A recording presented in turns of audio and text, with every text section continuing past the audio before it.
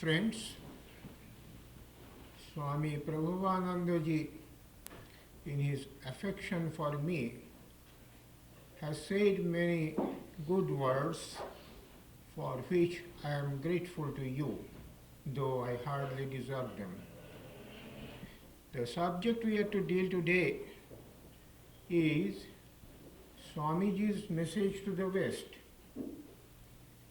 Well, it is a vast subject, and I don't hope to do justice to it in a short lecture. Nonetheless, it is good to try. Swami Vivekananda declared that Buddha had a message for the East, and Swamiji himself had one for the West. What is that message? As I said, I can deal with the subject only partially. Readers of Swamiji's works will very often come across one idea that he puts before not only the West but the East, I would say before all humanity, is that man is divine. Man has been conceived of in various ways. Some would go to the extent of saying that man is a sinner. Swamiji once, when talking to people, somebody remarked that Adam had the original sin, and from him men have inherited sin. They are sinners. There is evil in the world, and it cannot be denied. And anyone living in the world is willy-nilly breathing it into himself or herself. But Swamiji replied, if Adam fell, he fell from goodness. He was good before, and he became a sinner later on. So also, originally, basically, human beings are all good. It is the environment, it is circumstances around us which make us appear under a different garb as sinners. Swamiji said, it is a sin to call men sinners, because, quoting a Sanskrit verse, he says, Shranvantu Vishwe Amritasya Putra Ayedhamani Divyanitasthu. Hear ye, even the gods living in the heavenly worlds, you are sons of immortality. Sons of immortality are we human beings. Unless this be believed in, we cannot really be good. As it is said, Nasato vidyate bhava, na bhava vidyate sataha. What does not exist, what is supposed to be void, nothing, can never come into existence. And that which exists can also never vanish into nothing. If men are really sinners, they can never be good. And if they are good, they can never be sinners. So Swamiji's idea was that they were good. Human beings are all good. They are sons of immortality. They have come from immortal bliss. They cannot be sinners. What appears to be a sin is only an apparent thing. Sri Ramakrishna also used to say, if somebody thinks of himself as sinner, sinner he will become. But if he thinks of himself as good, good he will become. It depends on how we think, how we believe ourselves to be. And really, men are divine. This is the idea that Swamiji places before us. There is also another idea which Swamiji refutes, and that also brings in the question of man's original sin or something like that. I refer to Darwin. His idea was that society progresses how? By struggle for existence and survival of the fittest. But how does actually human society progress? Is it by fight or cooperation, sympathy? Is it by struggle for existence or by cooperation, helping each other? I read in one article long back in which the writer says, well, human society does not move, is not protected by soldiers or police constables, but rather by the little kindness that we show to our neighbors, the feelings that we have for one another. It is this love, this show of love, this expression of love in actual life that really helps society on. So, Swamiji also says, the robber may be robbing.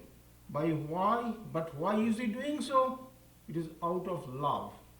Because he loves his family, his children, his wife.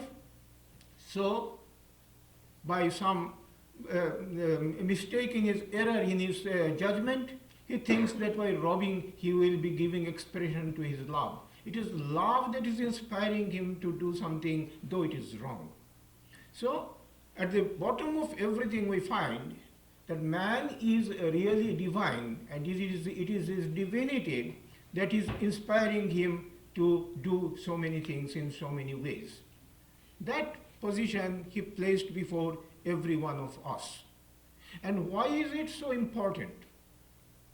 We may consider man from different points of view. We may consider them even to be subhuman, born in some as aborigines, not having any intelligence or any education. They're just a mixture of blood, bone, skin, flesh, so many subhuman beings almost akin to animals. If that is our conception of man, then what use will we make of them? Just put them to beastly uses, nothing more than that. If we think of them, yes, they are intelligent, certainly, but not as intelligent as ourselves. Basically, fundamentally, they are placed much below us and they can never come up to us. If that is our belief, then we can make slaves of them.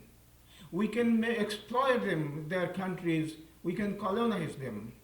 Even if we have a higher estimation of them, then also, supposing we are greater in some way, not equal in any way, then that question of exploitation or using them for some purpose of ours remains ever open.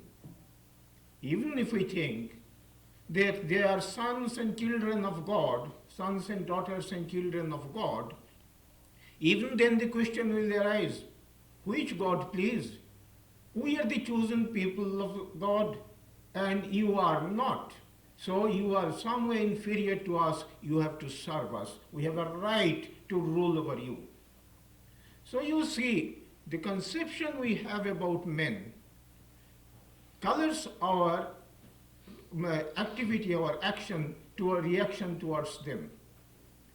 But if we can really think of them as equal to us in every way, it opens up a vista of human development that society has never dreamt of. Here again Swamiji tells us that if we are really to advance, if we are really to be in peace in the world, if any one world is to be dreamt of and is to be brought into existence, it is through this philosophy, this idea, and not philosophy I would say, to the realization of this fact that all human beings are really divine. We must help them in manifesting their divinity. We must serve them to see the God that is in all of them. That is what Swamiji wanted us. He made his name, became famous, in the Parliament of Religions in Chicago in 1893, 11th September. The first words that dropped from his blessed lips were sisters and brothers of America.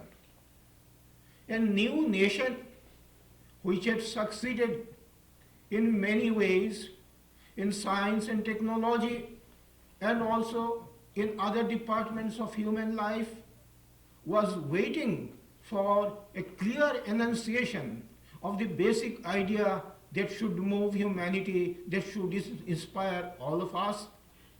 They called that Parliament of Religion, waiting for the words from the lips of the servants that gathered there, but their expectation was not being fulfilled. Then rose Swamiji with nothing but sisters and brothers of America. That enthralled the whole audience. 7,000 fanning people in that hall of Columbus stood up and gave him a standing ovation because he had spoken their minds. Because there was purity in him, because there was sincerity in him, because in this they found the salvation of humanity that they had been waiting for all the time. Sisters and brothers of America. A man coming from an undeveloped country which was looked upon as some way inferior to the West, representing the colored people, I would say, claimed equality with all sisters and brothers, and it was readily conceded by the American people. Equality of all, because they were all divine. That philosophy was expounded by Swamiji before all, and it was accepted by all. We are all divine. We are all equal. Maybe we have not expressed ourselves fully. Maybe there are so many differences. But a day may come through mutual help, cooperation, and love when we all shall really be equal on the same footing with one another. That idea Swamiji placed before humanity, and as I said, a new door of development was opened up. We have to walk along, side by side, hand in hand. Much depends on how we look upon others. You are going by the street in your car. Some people are fighting amongst themselves. You don't even look at them. It happens in the world. It's just an everyday occurrence. But suppose somebody in that quarreling party is a friend of yours or a relation of yours, a son or brother. Would you not stop your car and go to help your friend or your relative? Why? Because you have some relation with him, because you have some sort of conception about him which is very near and dear to your heart. If you have this kind of relationship, if you have this kind of conception about other human beings, then your heart will respond in another way. The world is bound to change, and the dreamed world of oneness, of one world, is bound to come sooner or later. But then, divinity is there in man, but it is in some way related to the deity, to the divine. And unless we know God, how can we know what divinity is and what human beings really are? I heard the story of one Indian sage meeting a Greek sage. And the Indian asks the Greek, "What is your subject of inquiry?" The Greek replies, "It is man." But how can you know man without knowing God? Comes the question from the Indian. That question is still there. How can we really know man without knowing God? We have to know God first, and then only we can know what divinity is. And how to know God? Swamiji replied, religion is a realization. It is not mere theory. It is not mere superfluous talk. Sri Ramakrishna used to say, don't float on the surface, dive deep, and at the bottom you will discover fine gems. Dive deep. That is what he said. Don't be superfluous. In those days, people believed only in talking something or in organizing. That was also the spirit in the West, more so in the West than in the East. The power of organization, the technique of organization, the East is only learning even now from the West. The West mostly talked things, did things without any reference to God, which Swamiji described as doing some municipal work. Building good houses, hospitals, schools, roads, in the name of religion, going to church as a formal matter, dressing in the same way, doing things in the same manner, a sort of drilling, a regimentation. Swamiji could not find any religion in that. Religion is a matter of the heart. Religion is a matter of realization. And unless we know what God really is, unless we dedicate ourselves wholly and fully for this realization, it is no religion at all. That is the conception that Swamiji had, and that is the idea that he had inherited from Sri Ramakrishna, and that is also what he taught to the people of the West. Religion must be taken up as a matter of seriousness in one's life. It is not just a superficial thing, not mere talk, not mere philosophy even. Since Swamiji took up these things seriously, since his life, his words, his very personality scintillated spirituality, his words had so much force. Just when at the end of his speech, the ladies there jumped over the benches to have just a touch of him, to have a little bit of his holiness through the touch, one lady standing at a corner said, "My boy, if you can resist that onslaught, then shall I know that you are a saint." He did resist it because he was a saint. Because he was so pure, his words had force. Because he had seen God, he had realized God, therefore did people listen to him. So this realization was the thing that society in the West and in the East also, but I am talking of the West now. Don't think that I in any way in this matter place the East above the West. No, in matter of God realization we are on an equal footing, and we all must be earnest, we all must be sincere, and then only East or West can we see God. Now, Swamiji, when going through the West, found that people were merely talking philosophy and doing things in the name of God, but not taking religion very seriously. So he had to talk to them, he had to lecture before them on religion on many days, on many occasions for years together. And four things he placed before them prominently. One was the Jnana Yoga. All these books, all these lectures mostly were delivered in the West, and they were also first printed in the West. Perhaps Swamiji had some definite idea in his mind why he did so. Now, these four yogas he placed before the people: the Jnana Yoga, the Raja Yoga, the Bhakti Yoga, and the Karma Yoga. Each had its special meaning for the West. In Karma Yoga, he pointed out that it is not merely doing some work in the temple, say, or in a sacred place in a religious way, and then dedicated the result to God. No, our whole life has to be turned into a religious practice in some way.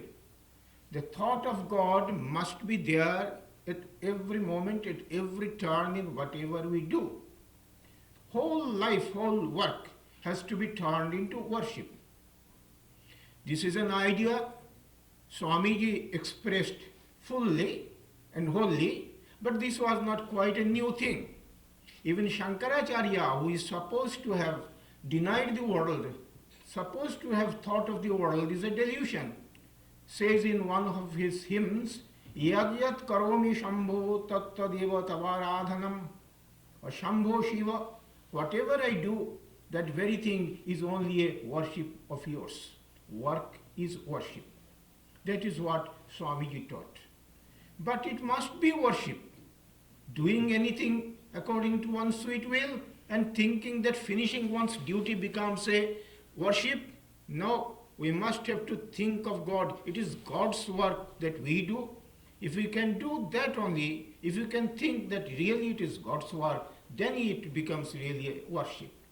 So it gave a turn to these works of ours, brought in a new idea, a new viewpoint, according to which we people who live in the world and have to live in the world in our families, we can't just leave them. Even if we want to be religious, we have to be religious where we are. We can't have an imaginary world to live in. We live here, work here, we have to work here. So even amidst this work, how can we think of God is the problem that comes to us. And this is the solution that Swamiji offers to us. Do all your works as trustees. God has appointed you trustees, as it were, for bringing up your family, for looking after their comfort, for serving your society, for serving your nation, for serving the whole of humanity. That becomes a sort of worship to you. That is real karma yoga. Not only doing and then offering the result to God, but making every moment of our life a sort of worship to God, a sort of devotion to God, thinking of God always in every way. That is the practical Vedanta that Swamiji places before us. Coming to devotion again, the West had known only God as Father. But Swamiji presented God as Mother, friend, and in so many other ways which are nearer to our hearts, through which we can think of God with more intensity, with more devotion, with more love, and with more enthusiasm and yearning and earnestness. That is also an expansion of the ideas in the West. They had thought of only one incarnation, but Swamiji showed that there can be not only one incarnation, there can be infinite incarnations. Swamiji has showed it in his books, in the Bhakti Yoga. But more important were his books on Raja Yoga and Jnana Yoga. In Raja Yoga, he talks of meditation, intense meditation for getting everything. Our life, our thoughts all become scattered throughout our work in the day. These have to be gathered in somehow. Man has to sit somehow to study his own mind, to get it integrated and not scattered over so many things and so many ideas. They have to sit quietly, have some peace of mind, and then only life itself can become peaceful. Without meditation, life becomes a misery to live. That is the sick or illness that is pestering the West. They are running after so many things, rush and more rush. I sometimes stand on an overbridge overlooking a highway, and both ways 5 or 6 lines of cars are rushing. I think, what is all this rush for? Is that all necessary? Perhaps it is necessary when you put want before you, when you create your wants more and more every day and find out means of solving that want.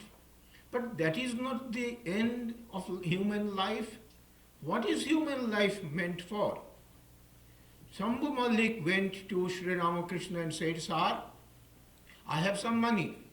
I want to spend it for schools and hospitals. And Sri Ramakrishna says, well, charity is quite a good thing, but what is the purpose of life? Is it making schools and hospitals or realizing God? If God comes to you, would you ask for more schools and hospitals, or would you ask for devotion to His lotus feet? Doing good for others, you don't know how your selfish ideas of name and fame creep in. So be careful. Devote your time and energy in the meditation of God.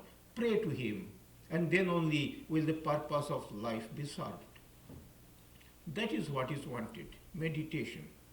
And the Raja Yoga opens up the way of how to meditate, how to concentrate one's mind, how to make life worth living, how to dedicate it to God. This is Raja Yoga. From the point of view of our psychological training, for the point of view of our concentrating mind on God. Then comes Vedanta philosophy and also a method of realizing truth, which satisfies our intellect, which brings intellectual conviction, which brushes away, as it were, all kinds of other ideas and paves the way for our progress towards God. Swamiji emphasized Vedanta for various reasons. In Vedanta he found the possibility of becoming a universal religion. How? We in any religion depend on some person. If for some reason, if through historical research or for any other reason, that person is taken away or proved to be non-existing, or the words put in his mouth are proved not to belong to him, the religion itself will go to nothing. It depending on a person, it becomes a non-entity as long as something happens to that person. Or we gather ourselves under a sect.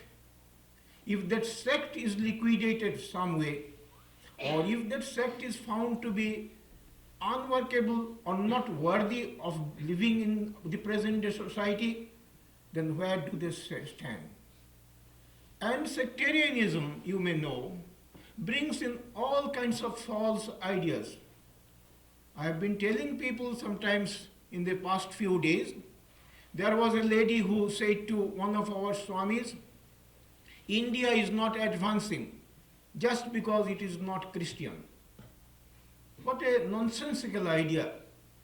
Well, there are countries which are Christians and they have not advanced. Look at South America. There are countries who don't believe in any religion and they are progressing. Look at Russia. There are countries which are not Christians and still progressing. Look at Japan. So it is not that. It is not sectarianism that matters so far as material progress is concerned. We are talking in the real field of religion and not concerned with this kind of material prospect which may depend or may not depend on God. That is not our concern. Our concern is realization. And realization comes through karma, through devotion, through meditation, and through intellectual conviction, to discrimination about what is right and what is wrong, what is permanent and what is impermanent. Then Vedanta also does not stand for any book. If somehow the book is destroyed, or somebody proves that the book was not written at the time of the prophet or saint, it was written from memory some hundreds of years afterwards, well, the authenticity of the book diminishes to that extent. But Vedanta stands on a realization of the saints and prophets who had seen the truth and then noted down in their books. Books comes second, man comes first, the man of realization. not simply somebody believing in somebody, but they have said so, and it also satisfies our reason. It satisfies our God, it satisfies our experience in religion. If we follow their way, we also can see God. We can also visualize God. And it satisfies our reason. That is one great point that we have to remember. Nowadays, there is science, there is technology. Merely to say that my book contains the truth and I don't believe in what your science says will not carry us far nowadays. Merely to say that something came out of nothing, that creation came out of nothing, nobody will believe in today. You have to prove it. And Vedanta says, well, so far as your science and your technology go, so far as your intellectual exercises go, your rational thinking go, well and good. But I have my own scope, and that is the field of intuition, of inspiration. Every science, every method of knowledge has its own scope, but if it oversteps its limits and says that I shall have my voice in the other field as well, then science or anything or Vedanta, each one will say, no sir, please keep to your own field. Eye sees color. If the ear says no, that is not red, the eye will not hear it. Ear hears sound. If the eye says this sound is not loud, the ear will not admit that fact. So also each one has its own field. Science has its own field, technology has its own fields, rationality has its own fields, but realization, God vision is a different thing which comes to through intuition, through inspiration. There are two kinds of knowledge, we say. One is knowing it analytically. Say for instance, a sweet meat. It tastes very nice when I eat. But if you want to impart that knowledge to somebody, it becomes an impossibility. In the scripture they say it is like muka swadunapat, like eating by a dumb man who knows what it is by identity, becoming one with the taste, becoming one with the subject as it were. But he cannot express it to anybody. If he tries, it becomes a ludicrous thing. How does a crane look like to a blind man? Well, a crane is white like milk. What is milk like? It is like water. And what is its shape? And he bends his hand and gives it to the blind man. What kind of idea does he get? Of some liquid and say bent hand. Well, that kind of analytical knowledge does not carry us far. It is through inspiration, through intuition, through meditation, becoming identified with God, that we can realize God, we can have vision of God. That is what Swamiji placed before us, that if we are to be religious, we must be religious as it should be, not in mere talk, not in mere drilling, not in mere regimentation. There can be no such thing as democracy in religion. We talk of the chosen deity, the Ishta of everybody. And Swamiji said the Hindus have got 33 crores of gods, 330 millions of gods. There are 300, those days perhaps 330 Hindus also were there, each god for everyone. That's well and good. And let there be a few more crores so that people can pick and choose. What is the idea? Men differ in their tastes and in their capacities. Ruchinang vaichitrad rijukutila nana pathajushang ranam eko gammastomasi payasam arnavaiva. Men have got different tastes, and they must have these different tastes, and yet through different tastes they do come to you only God, as all the rivers flow into the ocean. So we admit that there will be this difference of taste. Somebody in a house brings some fish for the family, but each member has got his own different taste. And these, the lady of the house cooks it in different ways and places each one, the thing that each one likes into his plate. That way, everybody becomes satisfied. So also in religion, you can't have the same coat fitted into everybody's body. It is not a possibility. Each must have its own way of thinking. Each must have its own way of seeing things according to his own capacity. When that idea is accepted, when we feel that there can be unity in variety, in spite of variety, it opens up a new field of interhuman relationship, of international dealing, of societies societies having different ideas, also cooperating and having sympathy with one another. They talk of coexistence in politics nowadays. I don't know from where it came, but I feel it might have come originally from Sri Ramakrishna himself. He lived about 100 years ago, and what he taught might have taken wings and spread over the whole of the world. Gradually, people are taking up, accepting them willy-nilly, without knowing perhaps the source of the thing. But it is there. They say all these nations having different ideologies can live together. It is possible to live.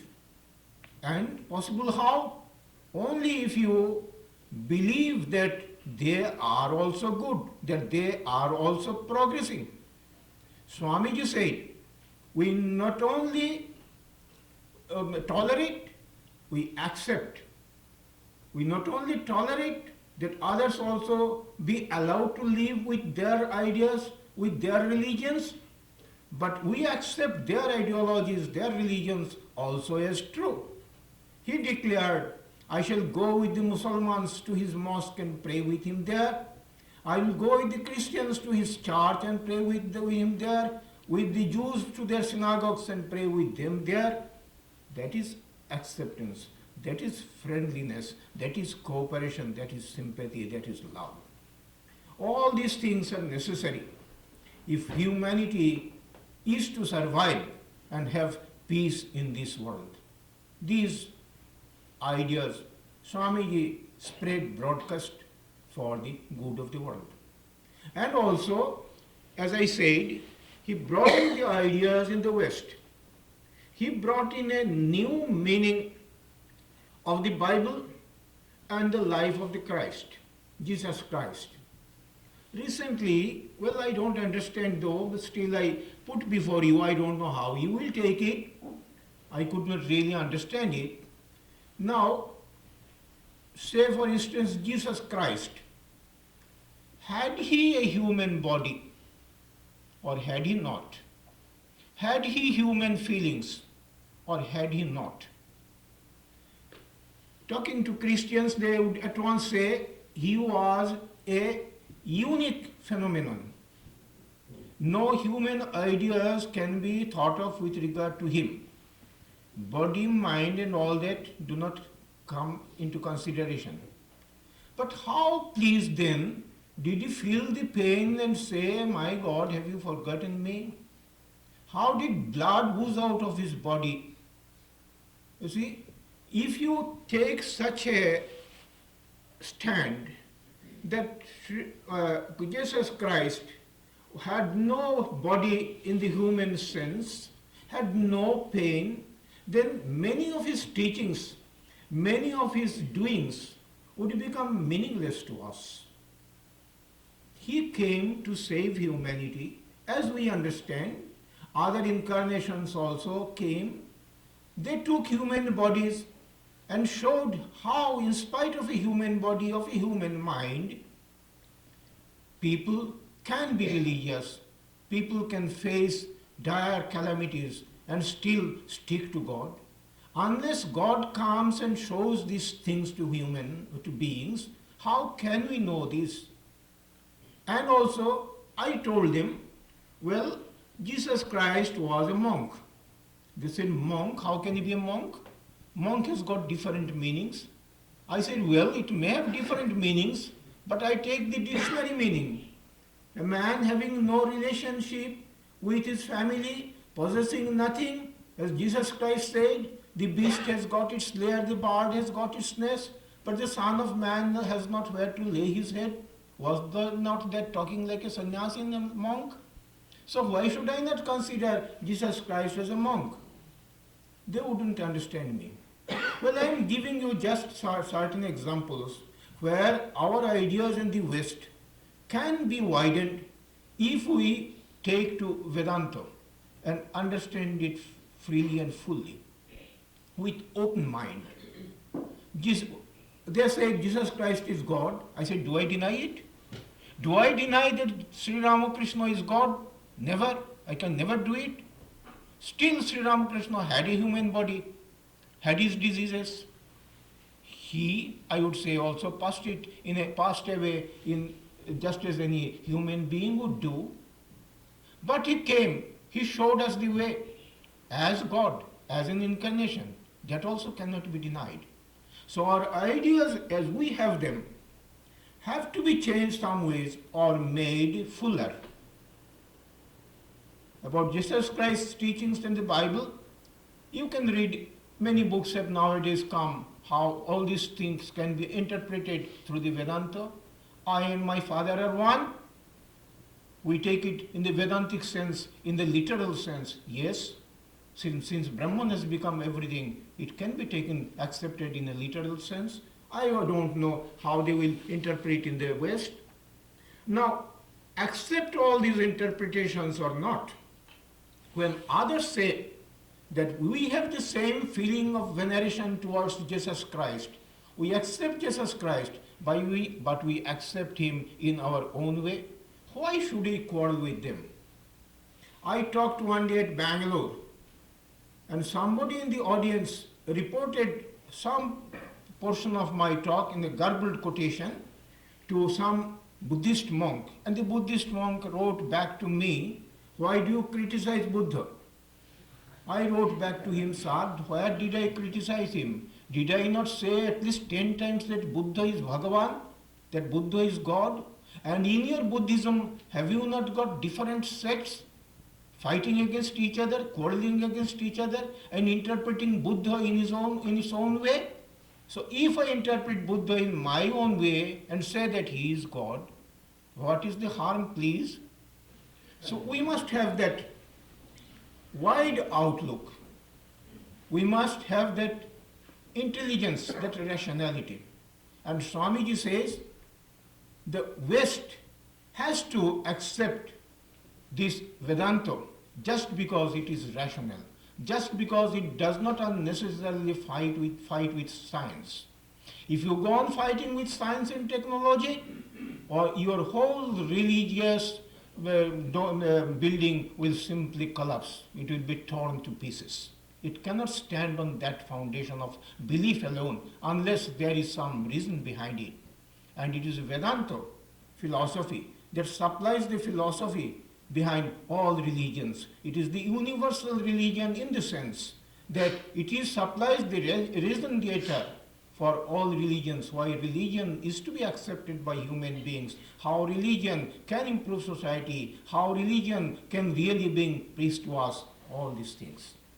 And he said, Swamiji, that the Western society, as it were, is standing on the brink of a volcano, and unless they mend their ways, it may erupt any day and the whole society may be torn to pieces.